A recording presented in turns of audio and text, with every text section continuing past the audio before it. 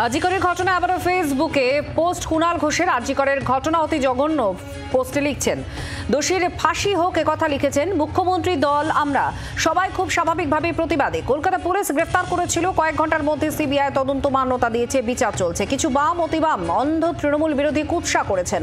রাজনৈতিক নাটকবাজি করে আবেগকে বিভ্রান্ত করা হয়েছে, যারা ওই 3 মাস মুখ্যমন্ত্রীর সরকার বিরোধিতা করেছেন। প্রবীর চক্রবর্তী আমাদের প্রতিনিধির সঙ্গে আছেন। প্রবীর, কি লিখেছেন কুণাল ঘোষ? দেখো, তৃণমূলের একাধিক নেতা তারা আপত্তি তুলছে বেশ কিছু বিষয় নিয়ে।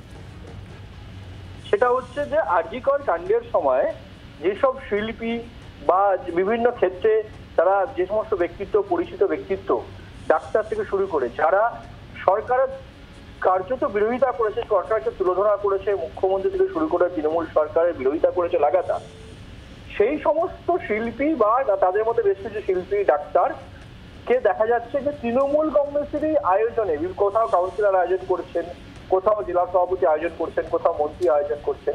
সেই সমস্ত অনুষ্ঠানগুলোতে বড়দিনের অনুষ্ঠান বা বর্ষবরণের অনুষ্ঠান, বর্ষবিদার অনুষ্ঠান, সেখানে দেখা যাচ্ছে যে সেই সমস্ত শিল্পীরাই পারফর্ম করছে। সেখানে মুখ্যমন্ত্রীর সঙ্গে তাদের ছবি, সেখানে মুখ্যমন্ত্রী নামের পাশে তাদের নাম।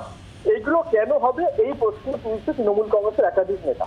যেমন দেবাংশু এই অভিযোগ করেছেন 2-1 দিন আগে যে কেন এদেরকে এই জায়গায় দেওয়া হচ্ছে, এবং পাশাপাশি যেটা কুণাল ঘোষ তিনিও পোস্ট করেছেন আজকে যে যারা লাগাতার বিরোধিতা করে এলো, অন্ধ বিরোধিতা, যেখানে সরকার চেষ্টা করেছিল, কলকাতা পুলিশ গ্রেফতার করেছিল, সরকার সচেষ্ট ছিল যা বিভিন্ন এই ধরনের ঘটনা না ঘটে, তা সত্ত্বেও সরকারের বিরোধিতা করে গেছে লাগাতার বেশ কিছু শিল্পী যারা সিনেমা করেন, গান খেলোয়াড়, তাদেরকে দেখা যাচ্ছে তৃণমূল কংগ্রেসের মঞ্চ আলো করে বসে থাকতে পারফর্ম করতে। তাহলে এটা কেন হবে, এই প্রশ্ন তুলেছেন কুণাল ঘোষ, প্রশ্ন তুলেছেন দেবাংশু ভট্টাচার্যরা। দেবাংশু যেমন তিনি লিখেছেন যে সরকার যদি কোনো অনুষ্ঠান করে, সরকারের ক্ষেত্রে সেক্ষেত্রে দাঁড়িয়ে কোথাও তো বাধা নিষেধ নাও থাকতে পারে, কেন সরকার সবার। কিন্তু দল যখন, তৃণমূল যখন প্রোগ্রাম করছে, অনুষ্ঠান করছে, তাহলে সে দলকে ভেবে দেখা উচিত যে এর ফলে কর্মীদের মনোবল ভেঙে যাবে, যারা লড়াই করেছিল সেই সময়। সেই কর্মীদের সামনে যদি তারা এসে পারফর্ম করেন, যারা সরকারকে গালালি দিয়েছে, দুদিন আগে দলকে গালালি দিয়েছে, তাহলে কিন্তু এটা অত্যন্ত খারাপ বিষয় বলে কুণাল ঘোষ, দেবাংশু ভট্টাচার্যরা বলছেন, এবং তারা আহ্বান করছেন যে এদেরকে বয়কট করুন। এবং বেশ কিছু পোস্টেও দেখা যাচ্ছে যে তৃণমূল কংগ্রেস অভিযোগ করছে যে কোথাও লগ্নজিতা চক্রবর্তী, কোথাও সৈনিক সরকার, তাদের বড় বড় করে ছবি দেওয়া আছে মুখ্যমন্ত্রী নামের পাশে, মুখ্যমন্ত্রীর ছবির পাশে।